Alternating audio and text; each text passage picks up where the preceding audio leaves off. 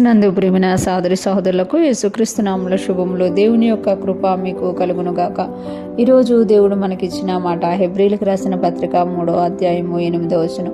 నేడు మీరు ఆయన శబ్దమును విని ఎడల అరణ్యములో శోధన దినమందు కోపం పుట్టించినప్పటి వలె మీ హృదయములను కఠినపరచుకొనుకుడి. ఈ మాటలు మనం హెబ్రీలకు రాస్తున్న పత్రికలో మనం చూస్తున్నామట. ఇక్కడ ఇశ్రాయేలీల అవిధేయతను బట్టి ఇశ్రాయేలీల కఠినత్వమును జ్ఞాపకం చేస్తూ మనకి దేవుడి రోజు తెలియజేస్తున్న మాటగా హెబ్రీ గ్రంథకర్త తెలియజేస్తున్నారు. నేడు మీరు ఆయన శబ్దం విని ఎట్లా.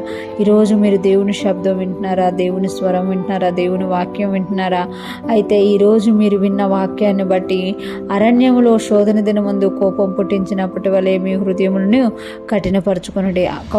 అరణ్యములో శోధన దినమందు వాళ్ళు దేవుని స్వరాన్ని విన్నారు, దేవుని శబ్దాన్ని విన్నారు, కానీ వాళ్ళు దాన్ని గ్రహించలేకపోయారంట. గ్రహించుకోలేక ఏం చేశారంటే ఆయనకు కోపం పుట్టించి వాళ్ళ హృదయాన్ని వాళ్ళు కాఠిన్యం చేసుకున్నారంట.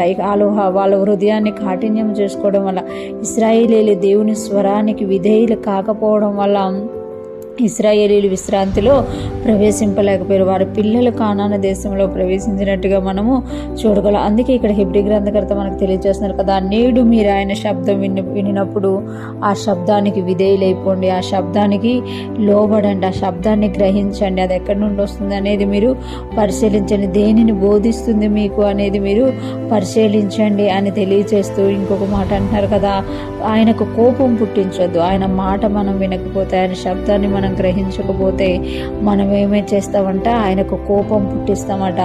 ఇంకొకటి మన హృదయం కాఠిన్యం చేసుకుంటామట. మనం ఎప్పుడైతే మన హృదయం కాఠిన్యం చేసుకుంటామో దేవుని మాటకు లోబడలేకపోతాం, దేవుని స్వరాన్ని గుర్తుపట్టలేకపోతాం, దేవుని మాట వినలేని వారిగా ఉంటారన్నమాట. అందుకే ఇశ్రాయేలీలు అలా చేయడం వల్ల వారు విశ్రాంతిలో ప్రవేశింపలేకపోయారు. కానీ మీకు వాగ్దానం చేయబడింది, మీరు విశ్రాంతిలో ప్రవేశించాలంటే మీరు దేవుని స్వరాన్ని గ్రహించేవారుగా, దేవుని స్వరానికి లోబడేవారుగా, దేవుని స్వరాన్ని వినడానికి మీ హృదయాల్ని మెత్తన చేసుకునేవారుగా మీరు ఉండాలి అని ఇక్కడ హెబ్రీ గ్రంథకర్త తెలియజేస్తున్నారు. ఎప్పుడైతే మన హృదయాలు మెత్తబడతాయో మనం ఆ వాక్యాన్ని గ్రహించగలుగుతాం. ఎప్పుడైతే గ్రహిస్తామో ఆ వాక్యానుసారంగా జీవించడానికి ఇష్టపడతామన్నమాట. ఎప్పుడైతే మనం వాక్యానుసారంగా జీవించడానికి ఇష్టపడతామో ఆయన్ని సంతోషపరుస్తాము, ఆయన మనకు వాగ్దానం చేసిన ప్రతిదీ మనము స్వతంత్రించగలుగుతాం. ఈరోజు ఫ్రెష్మన్ ఉంటున్న ప్రతి ఒక్కరూ కూడా ఇశ్రాయేలీలాగా దేవుని స్వరానికి అవిధేయులుగా కాకుండా దేవుని స్వరానికి విధేయులు అయ్యే వారంగా, దేవుని స్వరం విన్నప్పుడు, ఆయన స్వరం విన్నప్పుడు మనం జ్ఞానం కలిగి వినయము కలిగి ఆయన మాట ప్రకారం జీవించే వారంగా ఉందుముగాక.